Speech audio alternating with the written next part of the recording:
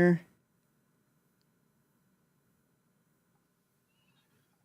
Let's try that. Do we hear us now? I think we might. I think I just fixed it on the fly. Awesome. Let's see. We looked. We got to wait, though, because we got to wait and see. I did a whole intro. I had music. I had the whole 9 yards. And we had nothing feeding in. Okay, now we're good now. There we go. So the intro goes away on the YouTube. On the audio. Long story short, I'm Gary. I'm okay. And we made a few jokes. Yes. We're going to talk about baseball. That's right. If you want to know what happened here we go. So Pit City, what's in here? Bucko, Mike, Jim Rosati, Sharon's in here. There we go. We're all good. Appreciate you guys stopping in. Basically, if you want to know what was said in the beginning, it'll be in the audio version. I believe the audio was recording. So that seems to be working. So yeah, just when they find out where Bigfoot is, when they listen to the audio, it's going to be a pretty crazy revelation at the beginning there. That's right. That's right. Yeah, so we're going to talk a little bit about the postseason and figure some things out there. Pit City What says, I think they guaranteed a Pirates postseason next year on mute. So that is... No, we did that in the pre-show when we were just game planning. So... we're also going to do, we're going to keep our positional check-in here with Gary today, and we're going to check into the bullpen, take a look at what is there, and then, kind of go from there. So I want to start off today saying that today is the 64th anniversary, if that's what you call it, or maybe it's just, hey, 64 years ago today. Maz hit the biggest home run in baseball history. Yeah. You ever been down to the celebration? Yeah. Not the celebration. I've been to the wall. Have you ever been down there for when they replay the game on the anniversary? No, that's something every Pirate fan should do it once in their life. I think I'd like that a lot. It's well worth your time. You'll meet people that you'll see every single year that you show up. I mean, it's pretty incredible. I went with my grandparents once way long ago. That's cool. And then went recently again with a couple buddies, but it's well worth your time. Super fun, great atmosphere. Yeah, it's you start playing the clip, and the Pirates obviously shared it, as they should, every single year on this day. And I mean, yeah, I love it. I will go hard on the fact that it is the biggest and greatest home run in baseball history. And every year, I think there's only been 3 walk-off home runs ever in the World Series, right? Is it 3 or just Joe Carter? It was Joe Carter, Maz. I thought there was one more, but maybe I'm wrong. Yeah, I don't know. I'm not going to look it up. No, I'm not either. But if anybody's out there, usually if Michael's in here, usually a lot of times he'll fact check me and drop it into the comments. I like that, or into the chat. Jim Rosati said biggest home run in baseball. Excuse me.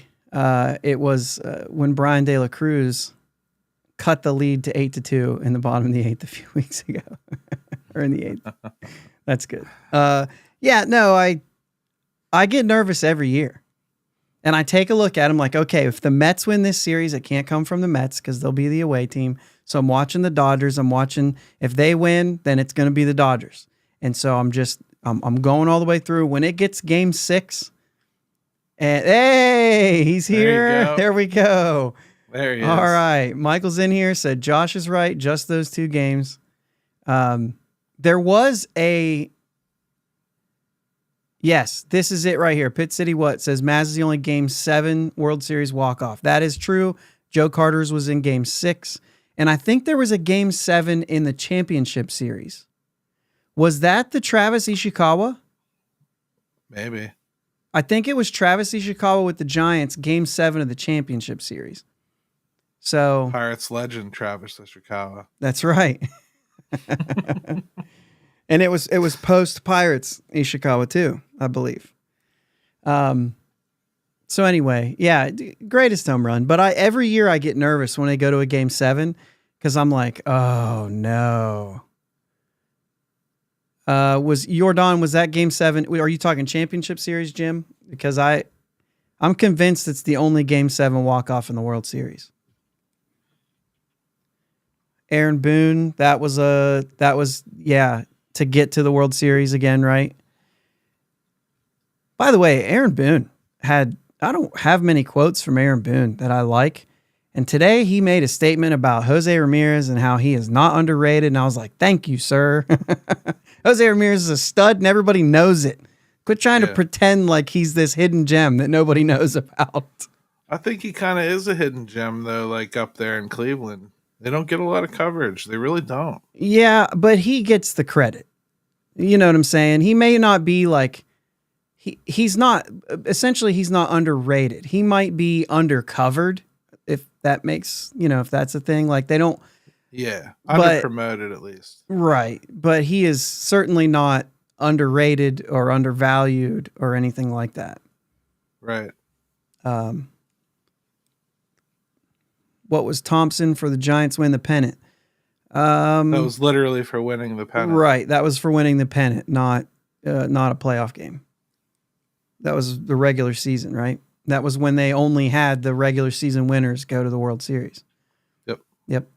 So anyway, yeah, Maz, I've seen a lot of the comments that are going through, like, when are we going to have something else to celebrate? And it kind of like one of those things like, oh, we only look back at the past and things like that. And, I've seen some comments on there and, multiple. And, man,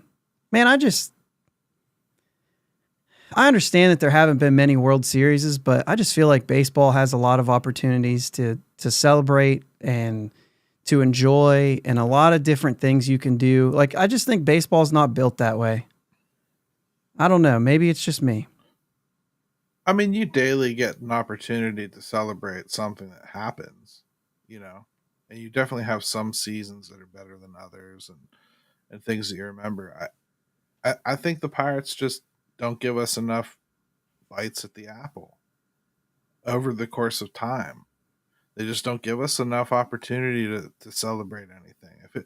If you were getting into the playoffs and not winning the World Series, let's say 4 times a decade. Let's be really, really as nice as we can be about our expectations. Let's say 4 times a decade, your team should get into the wild card and do something. That's not a guarantee of a World Series or anything. Look, the Dodgers can't even guarantee a World Series. Right. But, you're going to get into the playoffs that often and not win. You're Milwaukee, basically. Are you happy? I mean, from my perch, hell yeah. I'm ecstatic. From Milwaukee's perch, it's wearing thin on some of these fans. Yeah. I have a lot of Milwaukee fan friends. I got family that lives up there. They're not happy. I mean, they're to the point where they're like, let's do something big. They're not calling their GM a genius. They aren't talking wonderfully about their benevolent owner the way I just did glowingly in a piece I wrote the other day. I'm just saying.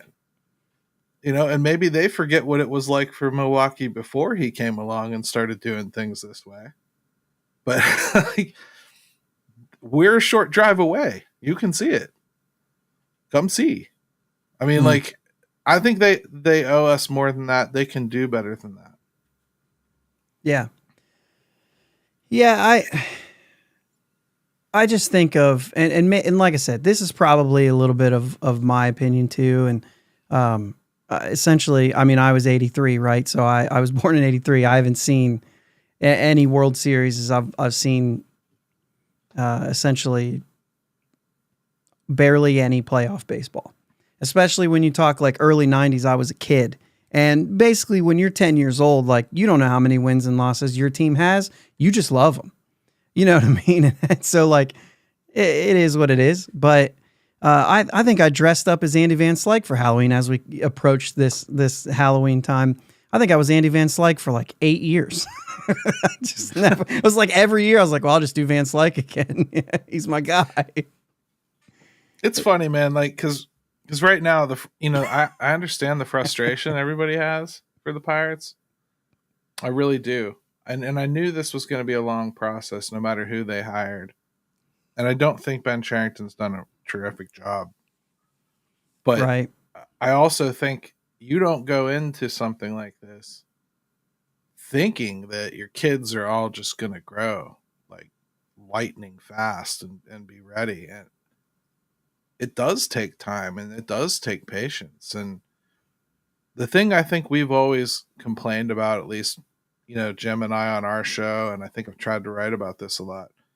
I just think they could have done a little bit better by spending a little bit more money on the free agent market on the way here so that they would have better assets to trade to bring in better fortifications for the farm system. If you're going to try to live off your farm system, you have to do extra things you never can escape the truth that you have to spend money is the thing. At some point, you have to spend some money. You have to invest some money so that you can make some money. Just like him not owning any parking around the building, to me, that's the exact same thing as not having the foresight to realize in 2021, we needed to sign some real free agents. So we had somebody worth trading. That's it. They went 3 years without having anybody worth trading. You can't do that. I think that's been the biggest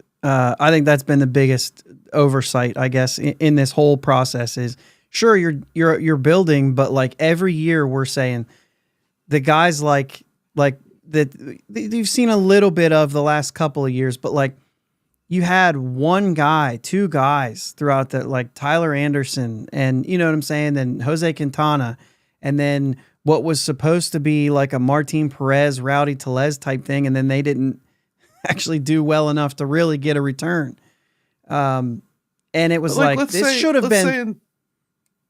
Say in like 2021, you're like, hey, let's go and let's get a real legit first baseman. Let's step out there. Let's be the ones. Let's go and get whoever the big name was 3-4 years ago. Sign him for 2-3 years.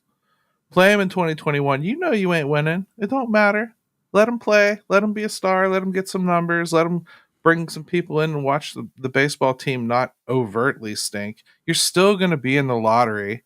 Let's not act like you're not up there for a chance to get that number 1 overall pick, right? Right. You spend a little bit of money there, and then you can turn around in 2022 at the end or 2023 at some point, and you've got something of actual value you can move to bring in some of those missing pieces, because you're trading someone people actually want.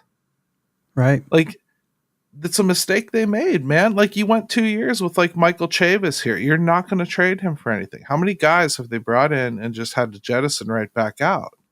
Connor Joe is a guy they went out and traded for. Mm-hmm. They've shown 2 years in a row that he's a paper tiger, right? He's okay in the first half. He falls completely off the face of the earth in the second half. You can't trade him now. Right. You're at a decision point with arbitration yet again. You can't do that either. So you're going to let him walk for nothing. You could have traded him this year if you weren't going to really try, and you weren't going to use him anyway. You traded for other guys, and you were taking him off the field one way or another. Find a trade. Get Absolutely. yourself some Suero type prospect. What are you doing? That's been the biggest problem. I mean, a guy like Jock Peterson, I'm trying to think of some of the names we've said over the years. You could have brought in something like that. He's a postseason beast. Keep him for 3-4 months, and then get him to a team that gives him a shot to be in the postseason.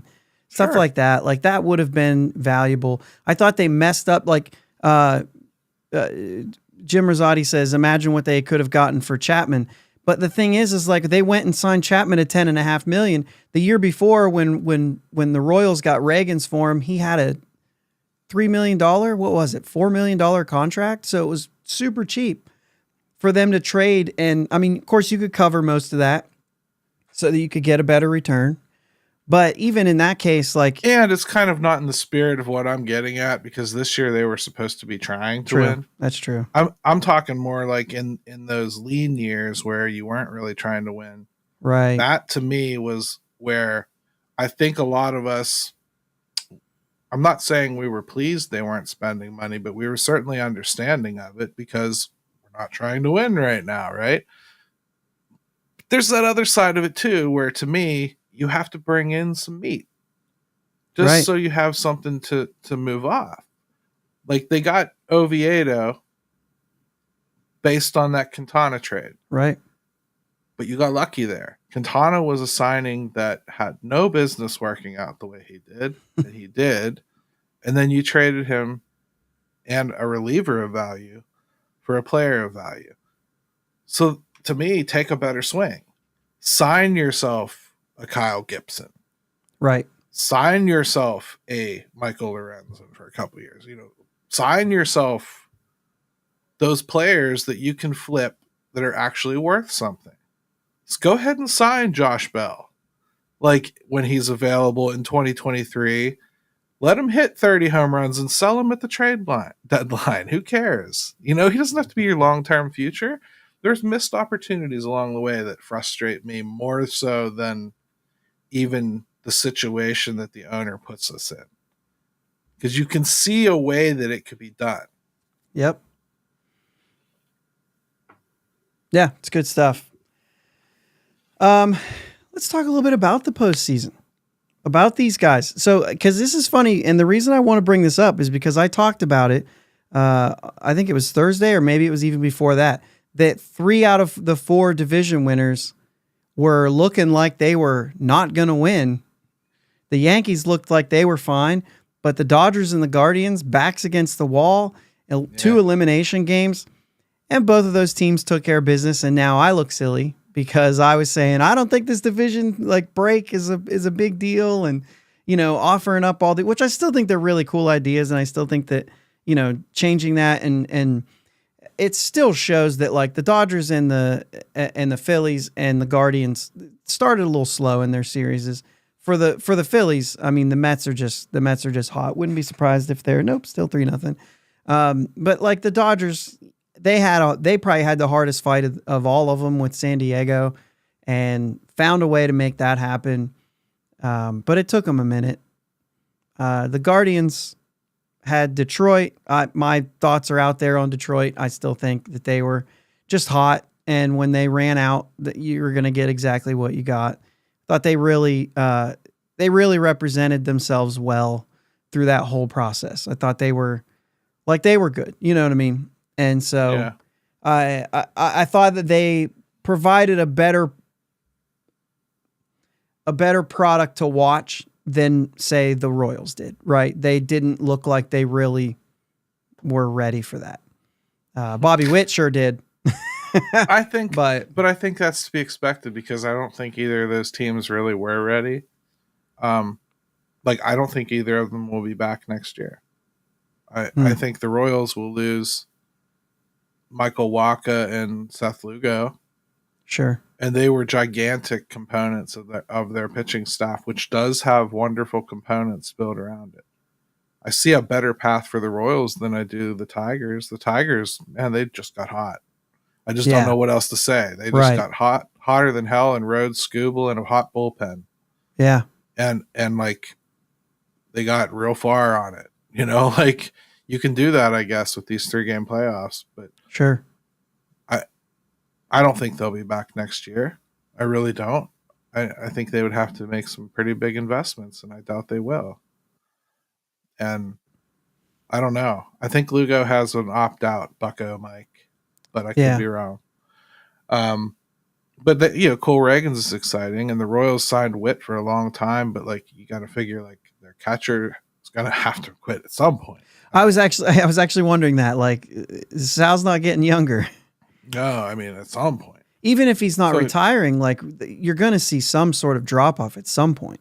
He's really added power at the end of his career, but and the Twins aren't just going to sit there.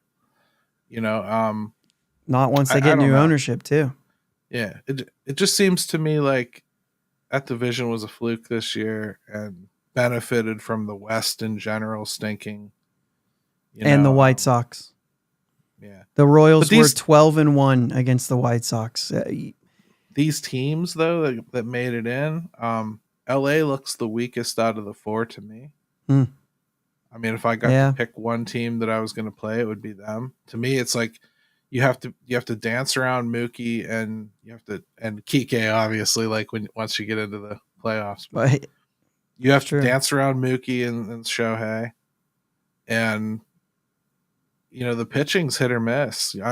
They were very fortunate to get what they got out of Yamamoto the other night. He has not been giving them that kind of length.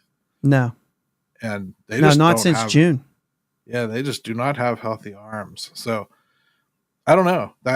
I think they're going to have a dogfight on their hands to get past the Mets.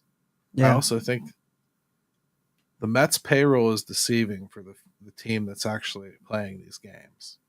Right. I think a lot of people are seeing them and kind of like, I guess I can separate that payroll number from the team that's on the field. I know that team that's on the field is not that big dollar figure that I'm seeing on that payroll sheet. So it is, to me, very unexpected they got here. But, Cinderella, are they a Cinderella team? Probably not. I don't think that's fair either, right? No, there's still a lot of money there. I mean, you still got Lindor, you still got Nimmo and Carrasco or Alonso and McNeil is coming back for this series now. And so there's Senga's still back. some guys. Yeah. So there's still some guys, but they did have to, I mean, them and the Padres, I've said this before, they had to back off of that aggressive push that they made where they went out and said, let's do this big thing. And Soto's not in San Diego and now it works. There is some interesting elements there that they kind of had to back off. Scherzer and Verlander are not in New York anymore, those big contracts. And so there's a little bit of they had two gems from Quintana, you know what I mean? Yeah. And Sean Manaea, these are guys that they could have went there. They could have went here. They could have went, you know what I mean? A few different places and they're all clicking. And it's interesting how a team can then say, well, we built a roster this year instead of just bought a bunch of good players. And I think there's something to be said about it.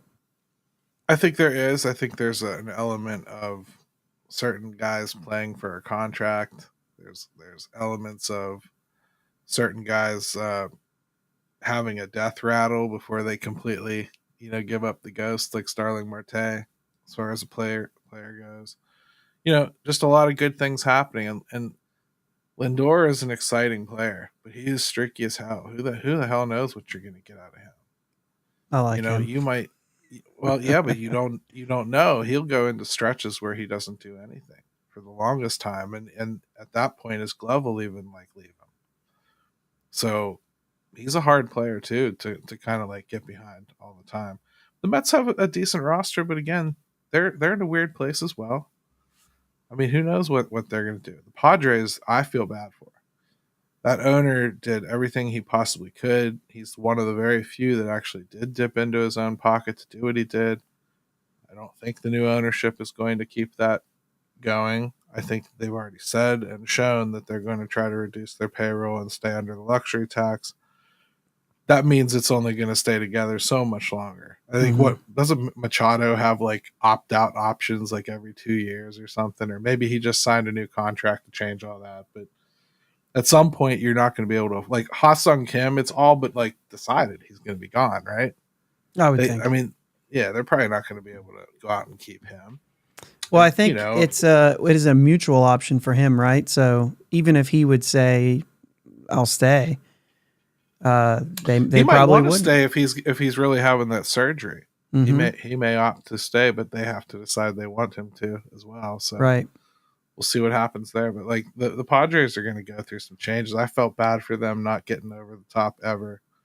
I kind of wanted them to posthumously reward him for probably being one of the best baseball owners in the last half decade or so, right? I mean, he's done something different. Right. Nobody else has done. He's done what all fans want to assume all owners would want. That's right. And in doing so, he's made it very clear that none of them do what he did. You know, yeah, maybe even said the rest of the owners go, see, that's why we don't do that. Maybe, but I mean, specifically one here that won't take risk.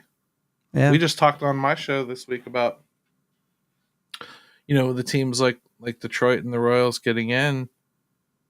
Their payrolls are down there, and they probably didn't expect to be there. They just got hot and got in, played in a bad division, made it. Once you're in, you're in. Anything can happen. That scares the hell out of us as far as lessons that this team could take. I mean, they went on all off season crowing about Arizona and how they got there, and I know they're going to do the same thing about Detroit and the Royals next year. Even as we look them in the eye and say, you don't have Bobby Witt. Right. Yeah. Well, the other thing too, and I was, as you look back and you say, well, hopefully this does this, hopefully. The Diamondbacks made it in with 84 wins last year, but they missed with 89 this year. So that whole, all we got to do is get to 85 is like, well, maybe, you know what I mean? Yeah, that's, so you certainly shouldn't target that. Right. Yeah. And it seems like a lot of teams are thinking that way. Like if we can get to 85 and then if we get hot, we swing a little more or swing. But it's kind of like, I don't know, man. I kind of put it this way the other day. Like if you can spend, let's talk like a reasonable team. Pirates aren't a reasonable team. So let's say you can spend 130 million every year, give or take, as it fluctuates up and down a little bit. Let's say you can spend that and you can get into the playoffs 5 times every 10 years. Most likely. Say that's what the law of averages says. Yeah. And if you spent 180, you can get in 6 times maybe. I mean, I think that's kind of where we're at. Because beyond that, you're looking at you better be up around 3. That's your guaranteed numbers. You got to be up around 3, and then unless your team plane crashes, you're in. Yeah. Every year there's 3 or 4 like that. And when they don't make it in, we all laugh at them. And then when a team like Detroit makes it in, we all praise them like they did something great. Right. Even though we can tell they're going to come in next year and struggle just as much as they did this year. Yeah, except for Tarek Skubal. Look at the Marlins. Yeah. Lost 100 games this year. Yeah. I mean, I call those false builds and mirages for teams like the Pirates. They see things like that and they believe that island exists. And that's the island they're trying to sell you. Well, I want them to quit looking at that off in the distance and start looking right in front of them and worrying about trying to set their own mark for what they want to get with their team, what they think this unit can get to. Mm-hmm. I don't want to hear about what the other teams do. I hope they don't repeat that this offseason because I quite frankly don't have room in it in my brain. I don't want to hear it. I'm not going to take it well this year. Oh yeah. I mean, yeah. I think this year, I'm a pretty positive guy. There's more expectations. This is it. This is what you've worked for. Yeah. You got this year, Ben, because this is what I would imagine, right? I'm not in the room, but I would imagine he said, I told you from the very beginning it was 2025. And then Bob said, all right, you get one more year. You know what I'm saying? But, that we've been saying this all along. But now, if it doesn't work, man, this is the end of the road. Which, I got to ask a real question because I keep hearing people say, oh, now it's time to spend money. And I agree. But I look around and I think to myself, okay, there's a lot of places that I could upgrade. There really are. And if you want me to try to guarantee the playoffs this year, if my job was on the line and you told me I have to guarantee the playoffs, all of my concerns about prospects that have come to a certain point, they go out the window. All of my concerns about guys that are going to have their growth stunted, sorry, my job's on the line now. I don't care, right? All the projects that I had planned, sorry, that doesn't matter anymore either. That pitcher that was going to be the anchor of my staff for the next 5 years, starting in the next 2, maybe he either starts this year or he's moving out for something else. I'm making some big decisions this year if my job's on the line, right?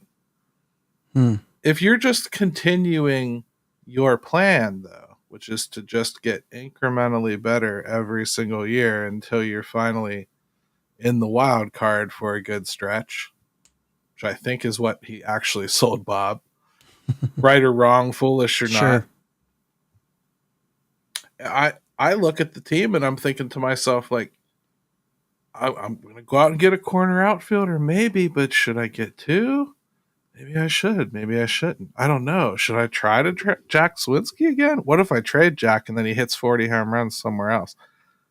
I'm going nuts, wondering about, like, do I piss with Henry at all? Do I, it's been 2 years of trying now. Do I just get rid of him? Like, it's so hard to make those kind of calls. They're going to have to make some of them this year. Like, even the young pitching staff. How 100% convinced do you see fans that Jared Jones is not only a cemented number 2 next year, but going to immediately pitch 50 more innings and do it better, and nobody's going to have caught on to the 2 pitches he throws? And I think, like, I want to see what he comes back like next year. Like, these are things, like, I'm hoping they know more than I do about. Like, we're counting on that guy to be part of it, right? Right. I don't know that if my job's on the line, I'm counting on half the crap we fans are counting on. Sure. You get what I mean? It's like Joey Bart. Are you counting on that? 250 some at bats? Like, in a career? I don't know. And let me ask you this. How do you balance all of those things with, but if I sell out and keep my job, am I going to kill my opportunities down the road by making too many moves? Right. And so you've got to have that balance. It's like, if I keep my job, I also have to have some ammunition left for 2026. Well, this is the other side of the story where we have half the city right now claiming that them not firing Derek Shelton and Ben Cherington right now is a 100% signal that they don't care. And the other side of that coin is it's a 100% indication that they think they're right and they're doubling down that next year proves it. Now, that's always been the case with the Pirates, right? That's always been the thing. It's always next year. That all I can really tell you is you've watched this whole thing. You've watched it get incrementally better and then this year plateau. To me, if you're going to return a team that's 75% intact, you have to replace the coaching. Right. If you expect different results. Right. Because you're not replacing the players, you got to replace whatever you feel is not making the players good enough. And if it's just time, if it's just, hey, Nick Gonzalez in his 3rd year is going to be way better than he was in his 1st and 2nd year, right? Okay, I can accept that. But maybe you should think about replacing players like that. It didn't work out. The 3rd year didn't work out well for Jack. Yeah. So, I mean, it could, right? They could get better. They naturally do, most of them, but every once in a while you get one of those. How do you think they're going to come back with them anyway is the point. And when you look around the diamond, there's 2 or 3 spots that they're realistically going to fill, Josh. Yeah. There's if they were really aggressive, they'd get 2 corner outfielders. And that would be if they moved Brian Reynolds to first base, you get 2 corner outfielders. Yeah. If you are keeping Brian Reynolds out there, you get 1 corner outfielder. Yep. And I would prefer it be a real starter. I don't really even if they're a 30-year-old, I don't care. I want them for a couple years. Just put them out there and leave it go. Yeah. And then you have to fill first base competently. I'm sorry, you don't get to come back with Jared Triolo and Cook. No.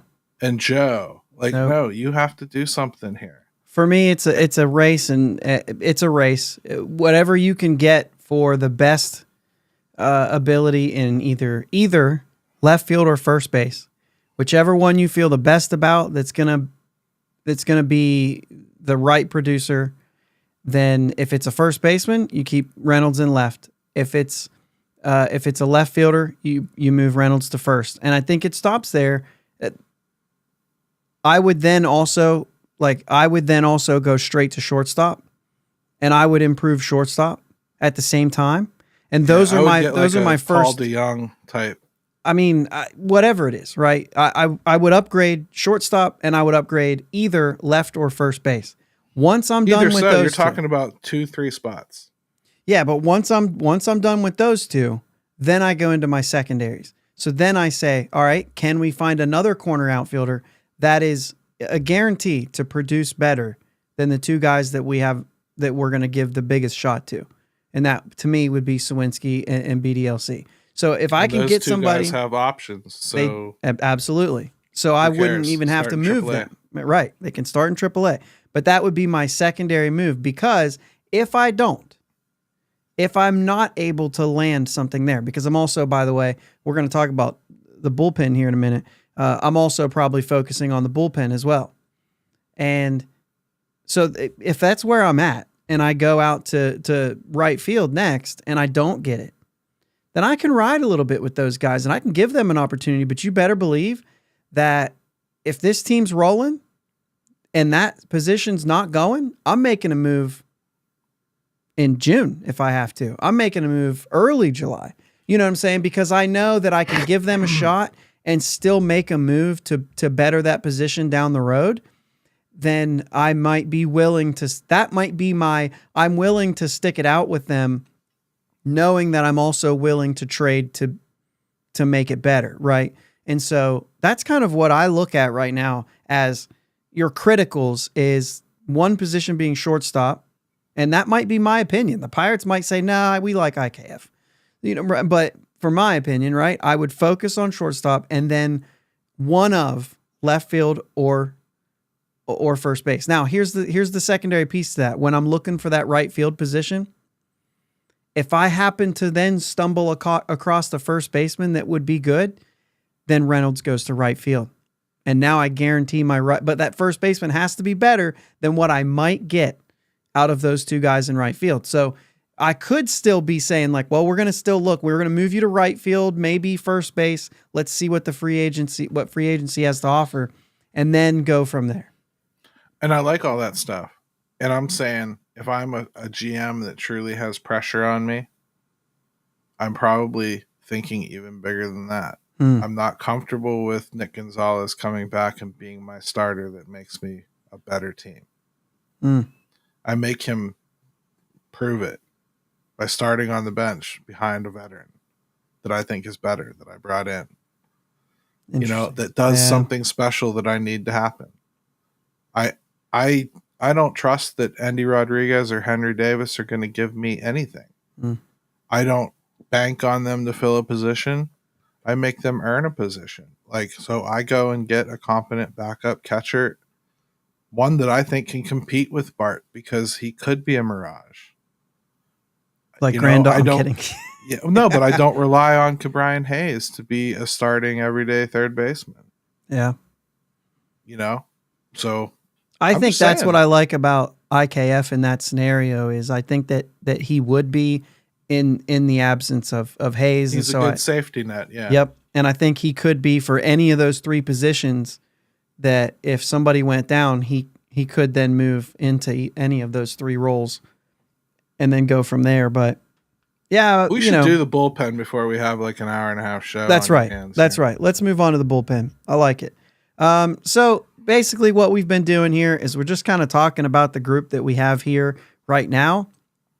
And then, what's going away.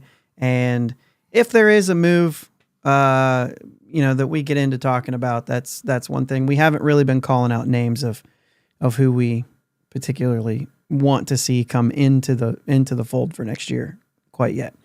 Couple things. Bullpen, 4.49 ERA, 1.381 WHIP.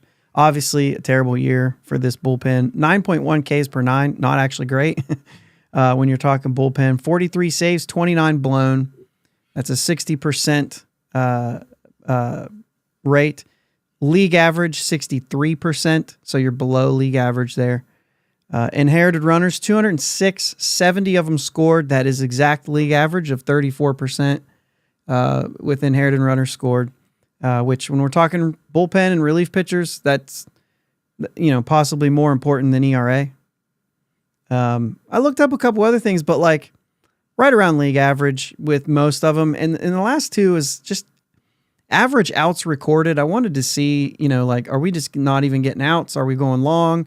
There's a couple of those stats where it says how many innings you get per games in relief, how many pitches, how many outs are recorded, and they're all right around the same. I compared them to the teams that are the four left standing, and they're right there. Like they're actually, their numbers for average outs recorded per game in relief is 3.4. That's league average.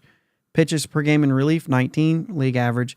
But when I looked up teams like the Guardians, it's like 18 pitches and 3.2. Like it's not much different.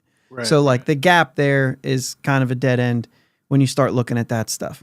Those completive numbers too, they're so confusing because you're not really talking about necessarily the core of the bullpen that you want to be talking about. You're talking about everybody, including Rowdy Tellez, that contributed to your bullpen.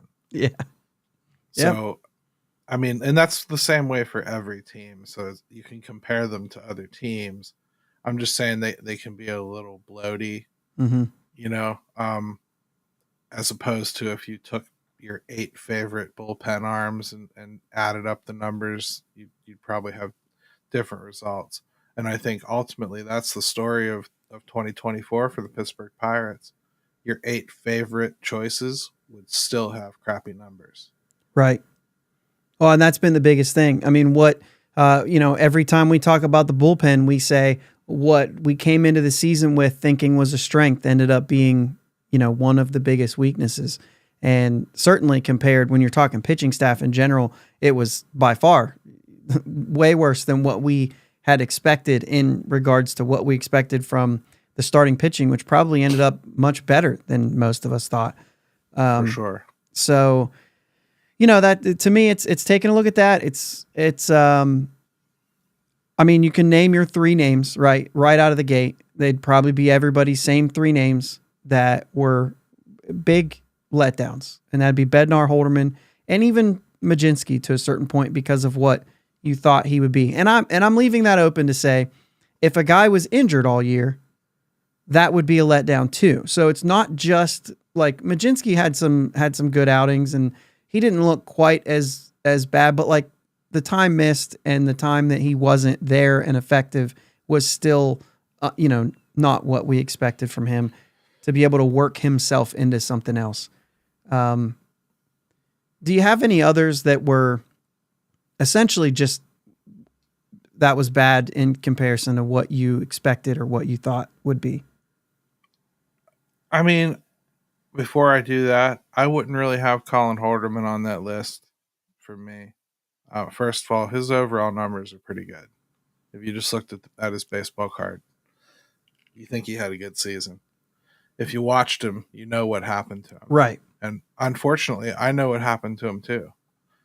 I mean, he lost a crap ton of weight. He never put it back on. He was sick. Yep. They asked him to start pretty much right away, and then they worked him like a dog and ran him out 50 times in I think 75 games. And he killed himself. Yeah. Everything fell apart, and there's nothing left. They need to manage him better. He needs to have fewer of those kind of groupings. I know they thought he could handle it, but I don't think he can. And his injury history should tell them that he probably can't handle that anyway. So I think that he was almost as much of a case of misuse as David Bednar was this year. Big part of why I think they needed to make bigger changes than they ultimately did, but at least they did change the bullpen coaching. So somebody hopefully a little more observant is sitting back there, because Colin Holderman very clearly did not have it after a certain point.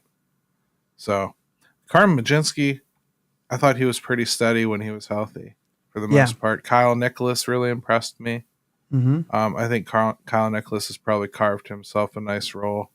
Luis Ortiz was awesome in both roles. I could see him returning to the bullpen. I could see him staying in the rotation, but either way, I want to see more. Ryan Barucki, I had picked preseason for my biggest backslide option, and he got injured pretty much right after spring training, so that's kind of what happened. And then Dennis Santana, super impressive. Didn't expect him. Came out of nowhere. Could turn right back into a pumpkin. He's never done what he's doing ever before anywhere that he's ever been. So he could have just found a super awesome angle, and who the hell knows if he can repeat it next year. But for $1 million, I'll take a swing. Sure. Yeah. Most of the bullpen's coming back too, Josh. That's the moral of the story. Yeah. So Carmen Mlodzinski, I was trying to pull these some of these numbers up while you were talking here, and for Carmen Mlodzinski, I'm going down to the as the reliever. Where's that at? That's not giving me. I had it pulled up at one point to give me inherited runners and the whole 9 yards. Now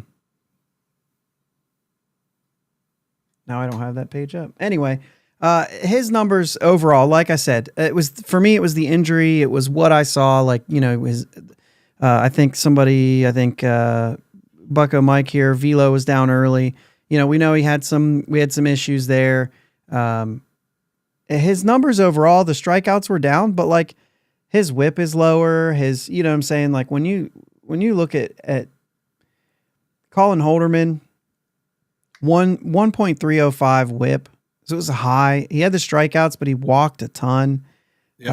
And then Mlodzinski was at 1.184. Like that's not a bad number. So Holderman's ERA is a little bit lower. And essentially like 2/3 of an inning more, or an inning. Yeah. 2/3 of an inning more.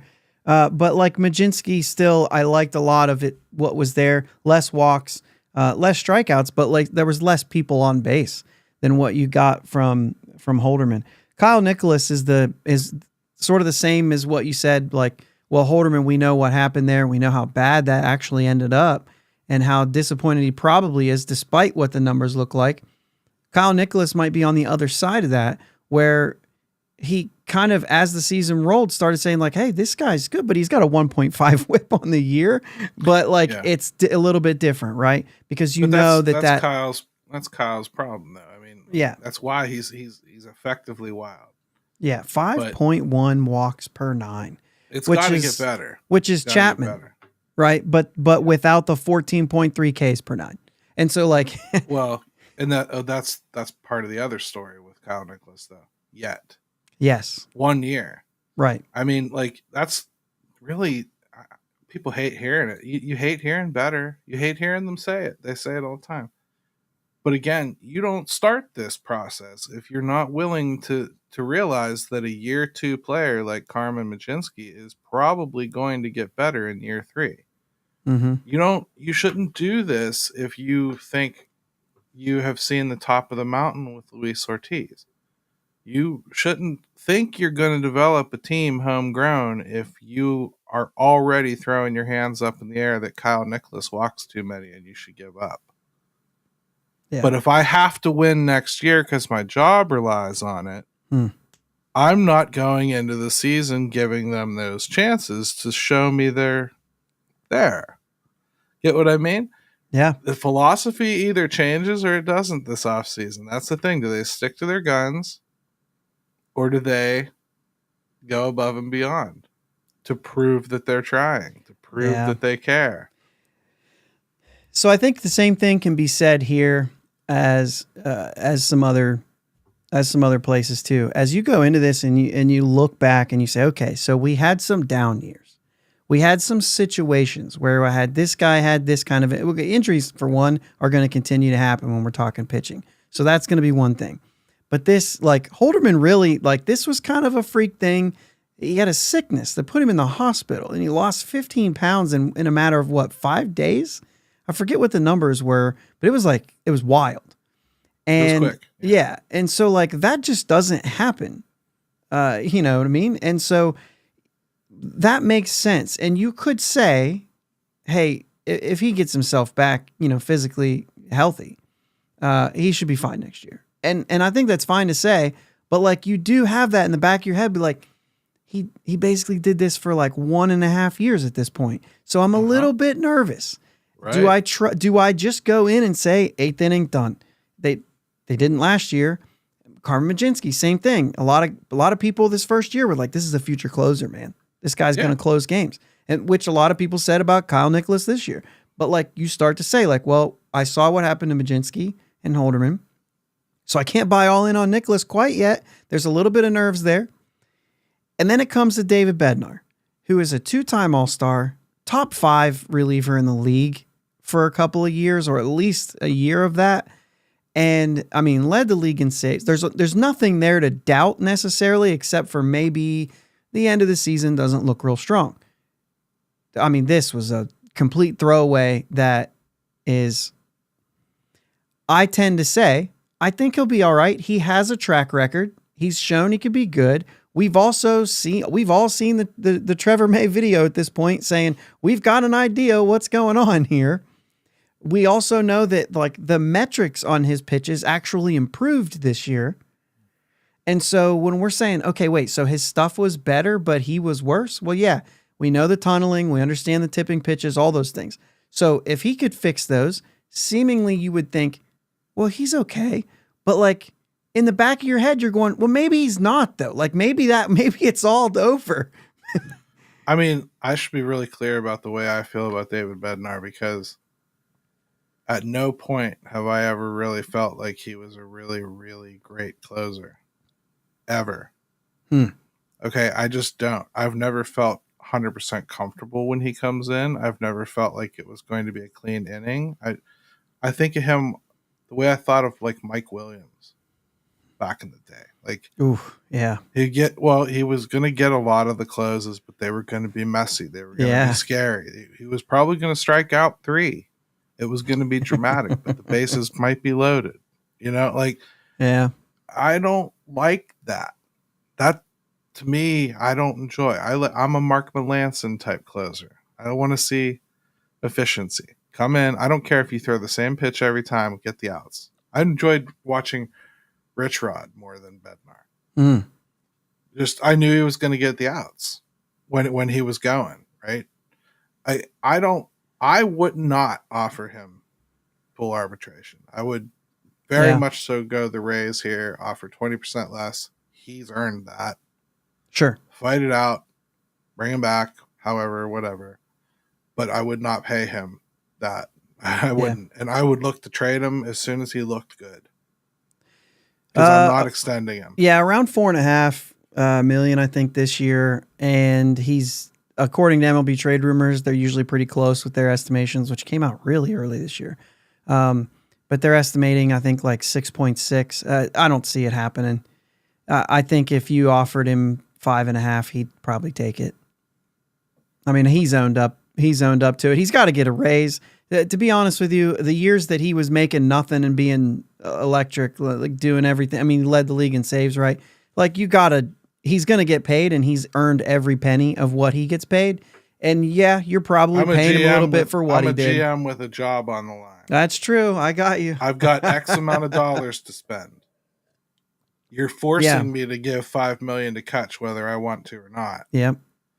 I'm sorry. Yep. Too much. Bednar is getting a 20% reduction in pay. Yeah. 20% less than what he made? Yeah.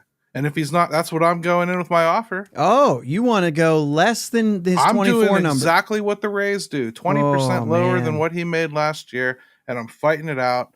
And I could care less. And he'll get a little bit more than that because that's how arbitration goes. But he's not going to get from me after that season an offer of more money than he earned last year. I'm sorry. No. Okay. And if my job's on the line and I'm a GM and I've got X amount of dollars, I got you. That is not what I'm doing. Sure. I have to now go buy a closer. Yeah. And I can pay a regular reliever $4.5 million and feel good about it. I cannot pay a closer that can't close $6.5 million. I can't do it. Right. And if he rebounds and gets the spot back, great. Sure. Yeah. You got another year of arbitration and we promise we'll pay you then. I mean, like, you know what I mean? Yeah. Yeah. That's the way arbitration works, man. Yeah. Sorry. It may be distasteful to people, but I don't know. I don't know what to say. He didn't earn it this year. Right. I was thinking you were saying that he was gonna make 20% less than like the going rate. But yeah, I see. So Chapman's gone, free agency. Beeks is gone, free agency. Baracky's gone, free agency. I guess you could say you got Joey Wentz on the team, but you don't have any lefties going into the next year. So regardless of what any of those guys were, for me, I'm not bringing any of them back. I mean, I'd like to bring Chapman back, but you've already set the precedent at 10.5, and I don't think they're going to do that. I think they're going to try something else. You saw several times this year that could have went a different direction than it did. If Bednar wasn't as bad as he was, he would have been one of the major things that people complained about. Right. Yep. I mean, I would bring him back if I could, but I wouldn't pay $10.5 million. Right. And I think you probably have to at this point. You set the line. If you're the Pirates, right? I don't think anybody else will have to. I think if he just goes back out on the market, you're probably looking at someone offering him like 8-9, something like that.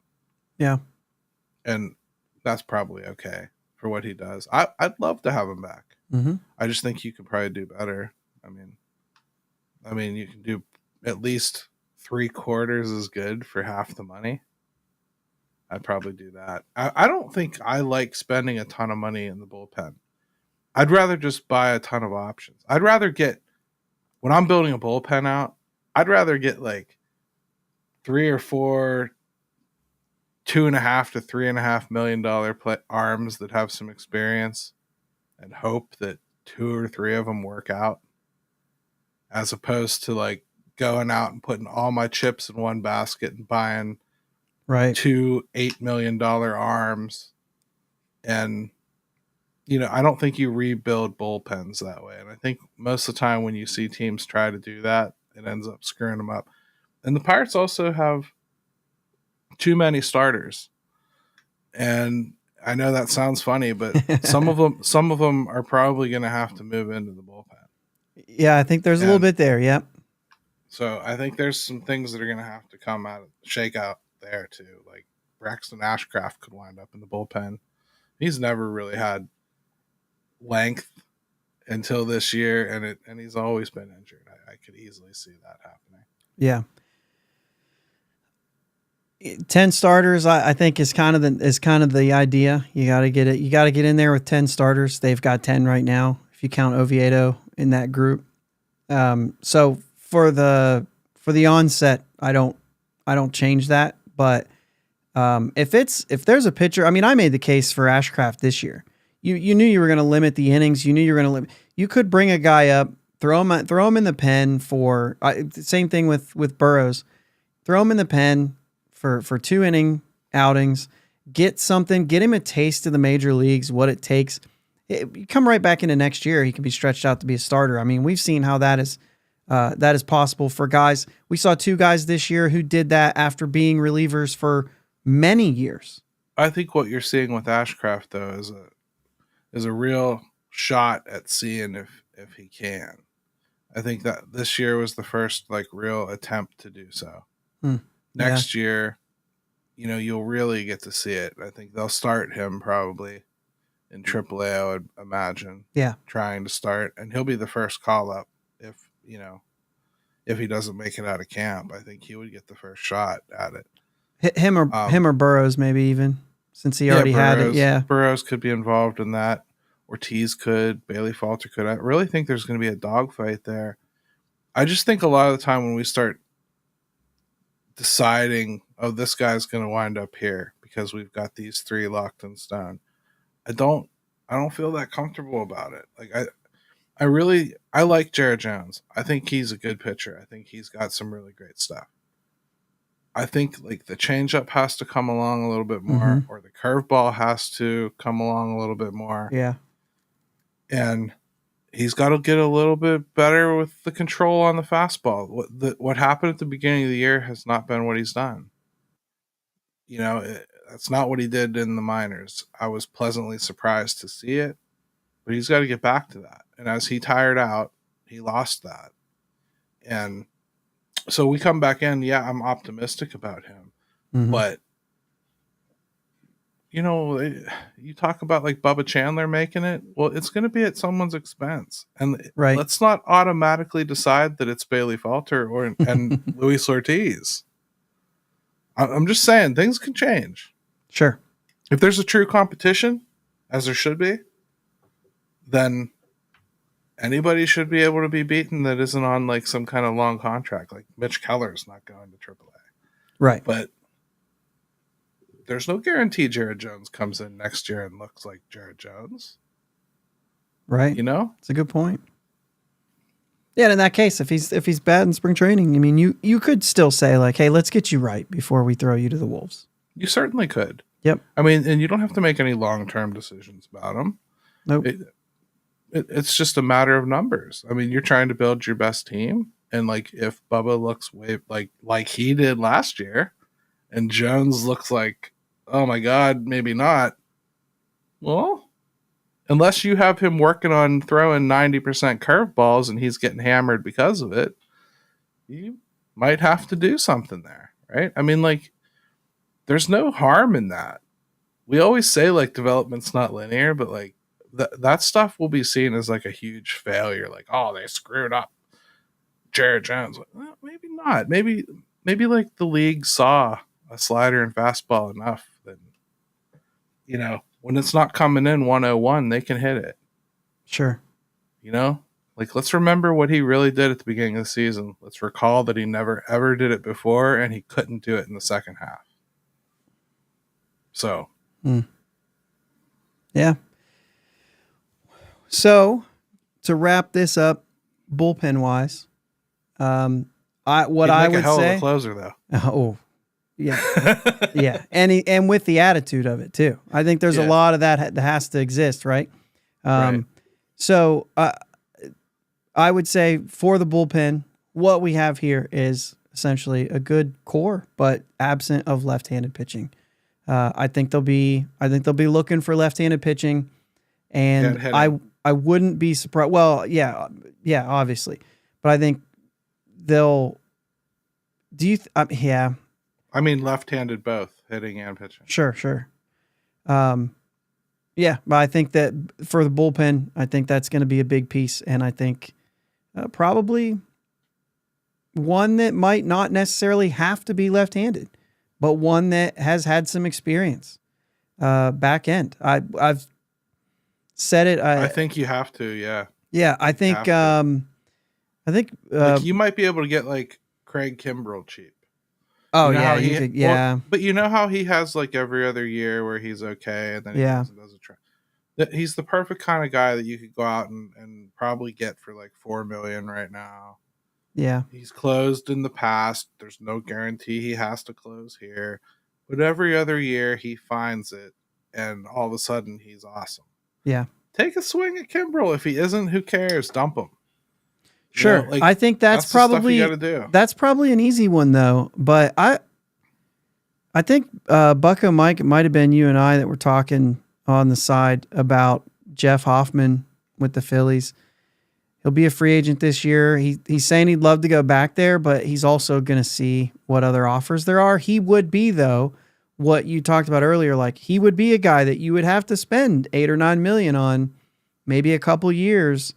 But I think if we were looking up the numbers, I think it's 17 saves in the last couple of years, and it's been 2 or 3 like really solid years. And he's not. He's kind of in his. He's kind of in his pocket, right? He knows who he is. He pitch, you know, he's beyond 30, and I think that's good for a pitcher because you're not still learning some different things, right? He's had some tenure.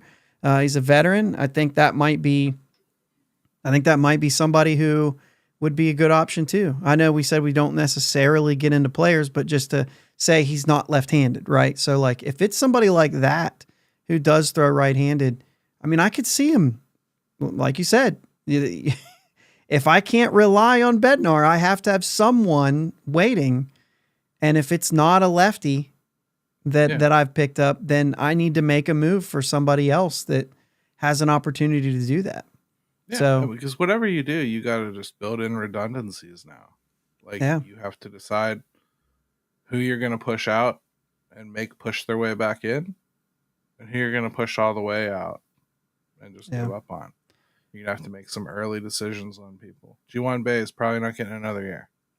You know, Alika Williams, probably not getting another year. Like, they're going to have to make decisions like that probably a little bit earlier than he'd like to, really. Yeah. But they're going to have to make those calls. Piguero, I think, has to be on the roster. He has another option. Does he? It's a fourth option. You have to do a request for and all that stuff, but he does have an option next year as a fourth option. So that's probably a saving grace for him on the roster, right? Quite honestly. Yep. And so there's a lot of things that I think they're going to have to consider. But if you want to add from the outside, just everything you do, you're going to take the opportunity away from seeing one of these kids. That's it. Are you okay with that? Make sure you are. That's all. I mean, like, make sure that's what you really want. Yep. All right. It is now 6-0, by the way. Dodgers are in the lead in game 1. Gary, why don't you take a minute to shout out what you have coming this week or the coming weeks for Fan Forum or whatever, or anything on Steel City Pirates? Fan Forum this week, we're going to be doing 8 o'clock again on Thursday, and we have Jason Mackey on, which is going to be a lot of fun. Following week, I don't know who's going to be on yet, and then the Halloween special is coming up on Halloween night at 8 o'clock. That's going to be a blast. Watch Jim and I make fools of ourselves and talk baseball. It's going to be fun. I got some Bob Nutting horror stories I'm writing. I'm going to recite. It's going to be awesome. It'll be a good time. If it's anything like the Christmas show, it'll be fun. Yeah, it'll be good stuff. Yep. I'll be back Thursday. Not sure about Jake yet, though. We might be a few episodes without Uncle Jake, so we'll see. This Friday, though, I will be. I'm going to go on the new North Shore 9 show called The Point. Cool. Seems like a really fun time just to do something different, some off-season stuff. They got a pretty cool setup. They've got the technical difficulties out of the way, but I'm looking forward to it. I think it's going to be a lot of fun. So, little different. I'm looking forward to it too, but you're probably too nice for that format, so we'll see. I know I'm a little bit. I was like, hey, if I'm low on points, I'm gonna have to change my tune a little bit and get Pittsburgh Dad on him or something at one point. Yeah. Like, you know what I mean? I'm gonna have to drop some stuff. Now. I'm gonna see you right now. Darn you! Where's my point? Dang it, Bobby. So yeah, it's gonna be a good time. I'm hoping not to just get to be the only bright spot in any of the arguments. I don't know what we're going to talk about, but I'm looking forward to it. I think it's going to be a good time. So, yep, sounds fun. Hey, thanks for coming on again, and thanks for everybody listening in the chat and everything. I always appreciate it. So, until Thursday, let's go Bucks. Thanks for listening to my dad and Uncle Jake on the Bridge to Buctober podcast. Follow them on Twitter, Facebook, and Instagram at Bridge2Buctober. Don't forget to subscribe so you know when new episodes are released. Clear the deck, cannonball coming, and let's go Bucks!